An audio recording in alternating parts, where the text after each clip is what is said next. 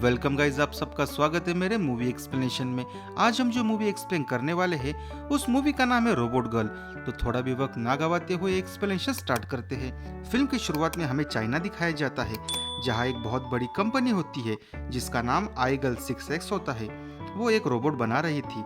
असल में ये कंपनी लड़कियां जैसे दिखने वाले रोबोट बना रही थी जिन्हें घर के कामों के लिए इस्तेमाल किया जाता था। लेकिन कुछ लोग इन रोबोट का इस्तेमाल अपने पार्टनर के तौर पर करना चाहते थे, क्योंकि ये रोबोट आम असली लड़कियों की तरह दिखा करते थे। अब इस कंपनी ने रोबोट का एक न्यू अपग्रेड वर्जन बनाया था। इस वर्जन में रोबोट के अंदर अपने मालिक के लिए फीलिंग पैदा हो सकती थी। बाकी के रोबोट की तरह ये अजीबोगरीब नहीं बल्कि इंसानों की तरह दिखा करते थे। इस रोबोट को अपनी गर्लफ्रेंड बनाने के लिए लड़कों को उनके साथ समय बिताना होगा और रोबोट का दिल जीतना होगा। इस रोबोट की कीमत पूरे $10,000 होती है। अब हम वैन नाम के एक लड़के को देखते हैं। आज उसका 25th बर्थडे होता है। वो एक अच्छे खासे कंपनी में काम करता था और उसकी एक खूबसूरत गर्लफ्रेंड भी होती है। वो अक्सर महंगी जगहों पर घूमने फिरने के लिए जाया करता था और महंगी गाड़ियों में घुमा फिरा करता था। लेकिन ये सब पूरी तरह से झूठ था। वो अपनी जिंदगी के बारे में सबको झूठ बताता था। असल जिंदगी में वो एक नाकारा था। उसने आज तक एक भी लड़की नहीं पटाई थी और वो एक नॉर्मल सी नौकरी करता था। लेकिन सोशल मीडिया पर वो रेंट की गाड़ियाँ और लड़कियों के पुतलों के साथ फोटो डालकर अपनी अमीरी का नाटक किया करता था। एक दिन वैन ने ऐड देखी। वो ऐड आईगल 6X रोबोट की थी। वो रोबोट देखकर वैन ख्वाबों में खो गया और उसने तुरंत EMI पर आईगल 6X रोबोट ऑर्डर कर दिया। कंपनी ने उसी दिन रोबोट की डिलीवरी कर दी। घर पर रोबोट पहुंचते ही वैन ने बॉक्स खोलने में थोड़ा भी वक्त जाया नहीं किया। फिर उसने रोबोट को बाहर निकाला, उसकी अनबॉक्सिंग की। उसे यकीन नहीं हो रहा था कि इतनी सुंदर अब उसकी गर्लफ्रेंड है। फिर वो रोबोट वैन का शर्ट पहन लेती है और फिर वो अपने फीचर के बारे में बताती है। वो रोबोट खूबसूरत लड़की, शर्मीली लड़की और इंटेलिजेंट लड़की इनमें से एक ऑप्शन चुनने के लिए कहती है। वैन ऑप्शन 1 खूबसूरत लड़की का ऑप्शन चुनता है। फिर वैन उसका नाम योकी रखता है और बिना समय गवाए उसे उठाकर बेड पर रख देता है। पर योकी इसके जवाब में उसे बिजली का झटका दे देती है और वैन से कहती है कि मैं कोई खिलौना नहीं हूँ, बल्कि अब से वो एक गर्लफ्रेंड की तरह है और उसी की तरह बात करेगी। और उसने साफ साफ बताया, मुझे 10 बार खुश करके 10 हार्ट जीतने होंगे। उसके बाद हम क्लोज आने के बारे में सोच सकते हैं। एक हार्ट जीतने के बाद वह उसका हाथ पकड़ सकता है और 2 हार्ट जीतने के बाद गले लगा सकता है। इतने सारे रूल सुनकर वैन को बहुत गुस्सा आ जाता है।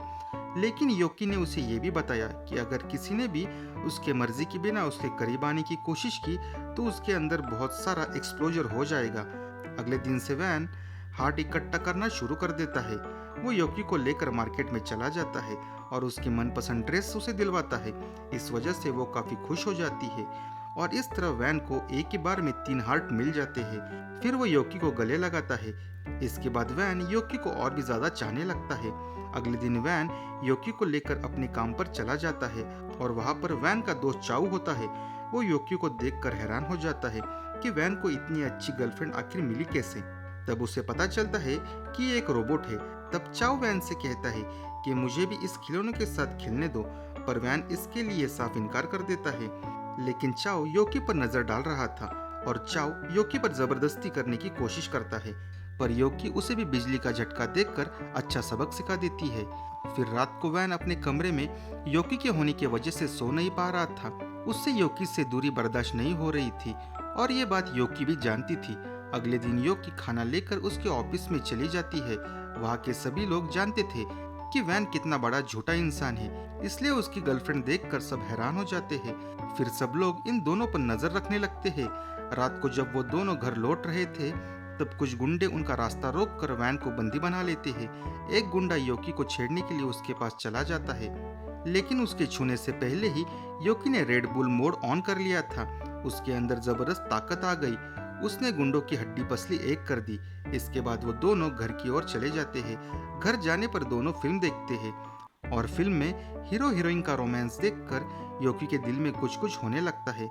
वैन ने उसे समझाया कि ये प्यार का एहसास है। इससे योकी खुश होकर 5 हार्ट वैन को दे देती है। फिर कुछ देर बाद दोनों बाहर सैर करने के लिए निकल जाते हैं और अचानक योकी पुल के दूसरे हिस्से में चढ़ जाती है और वहां से दोनों एक दूसरे को पहली बार किस करते हैं।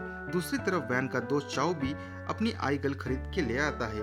उसे रूल से सख्त नफरत होती है, इसलिए उसने ऐसी हार्ड डिस्क बनवाई थी जिसे रोबोट के गर्दन में डालते ही उनके रिश्ते को 10 हार्ट मिल जाते हैं और चाओ अपने आई गर्ल के साथ सारा गंदा काम कर लेता है।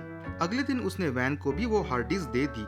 जैसे ही योकी के गर्दन में वो हार्ड डिस्क डाली, वो वैन के लिए पागल सी हो गई। लेकिन वैन को ये तरीका अच्छा नहीं लगा, इसलिए उसने हार्ड डिस्क निकाल ली और योकी से माफी मांगी। योकी खुश थी क्योंकि वैन को उसकी गलतियों का एहसास हो गया था, क्योंकि अगर पुराना वैन होता तो वो बिना सोचे कुछ भी करने के लिए मान जाता। अगले दिन जब योकी उठी तो उसके चेहरे और हाथों पर दाग पड़ गए थे। वह काफी कमजोर हो गई थी क्योंकि उसमें सिर्फ 12 घंटे इतनी बैटरी बची थी। असल में ये सब शहर की गंदी हवा की वजह से हुआ था।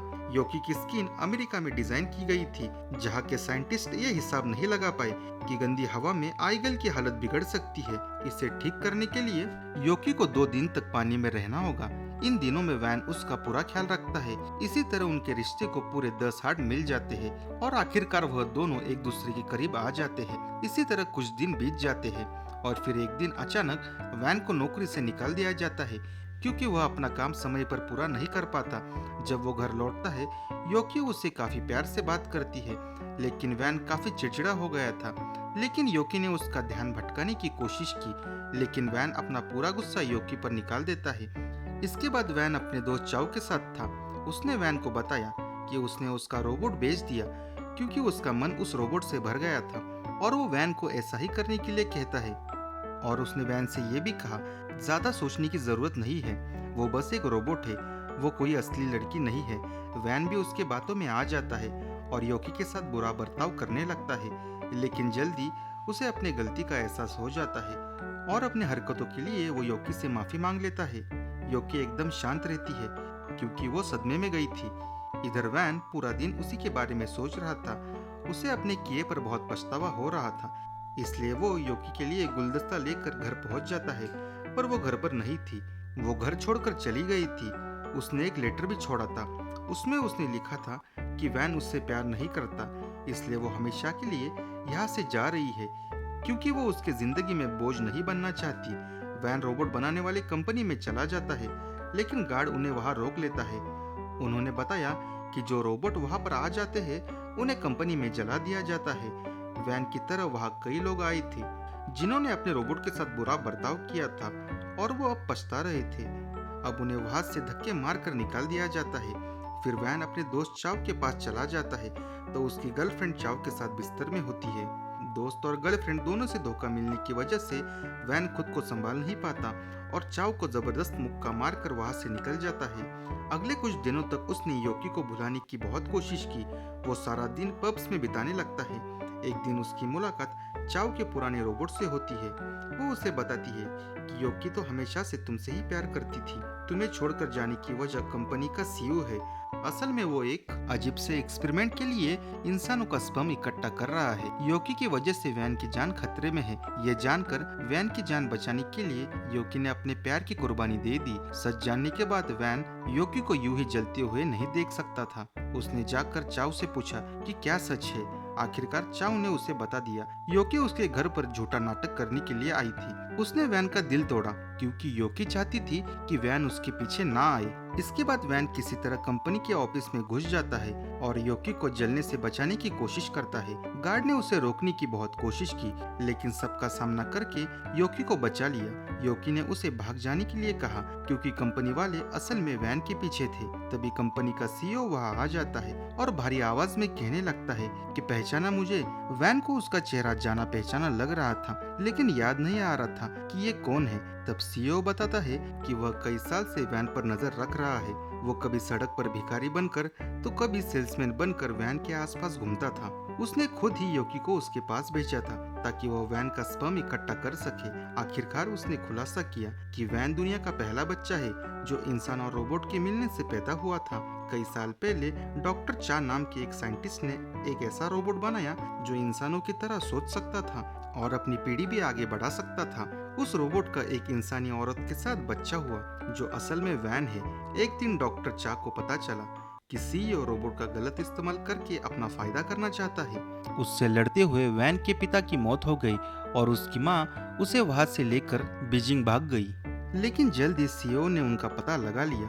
वो देखना चाहता था कि वैन आम इंसानों के साथ रहकर इंसानों जैसा बन पाएगा या नहीं।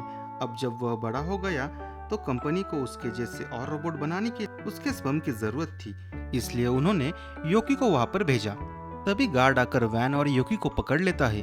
वैन समझ चुका था कि उसे किसी भी हालत में उस सीईओ को रोकना होगा, इसलिए वैन अपना दिमाग लगाता है और एक प्लान बनाता है। वो भागते हुए योकी के पास चला जाता है और योकी के करीब जाने लगता है। अब योकी और वैन के बीच पहले जैसा रिश्ता बिल्कुल नहीं था। अगर ये दोनों नजदीक आएंगे तो धमाका पक्का है। सीईओ इन दोनों को देख रहा था।